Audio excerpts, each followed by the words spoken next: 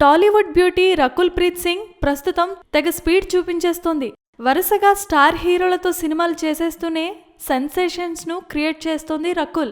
రామ్ చరణ్ తో 2 సినిమాలు వరుసగా చేసిన తర్వాత ఇప్పుడు మహేష్ బాబుతో ఒక మూవీలో నటిస్తుండటంతో అమ్మడికి స్టార్ స్టేటస్ వచ్చేసినట్లే అనుకుంటున్నారంతా. కానీ ఇప్పుడు రకుల్ ప్రీత్ చేతిలో ఉన్న సినిమాలు చూస్తే ఒక విషయం అర్థమవుతోంది. ఈ నెల విడుదలవుతున్న విన్నర్ మూవీలో సాయి తరం తేజ్తో నటిస్తోంది రకుల్.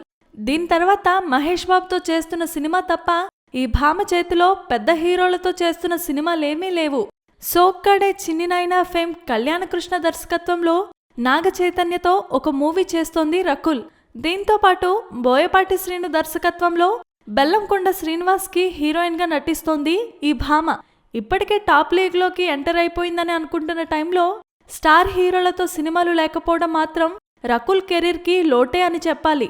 అర్జెంటుగా స్టార్స్ అయిన ప్రాజెక్ట్లో చోటు దక్కించుకోలేకపోతే రకుల్ ప్రీత్ సింగ్ కెరీర్ కి జోష్ తగ్గినట్లే అనుకోవాల్సిందే.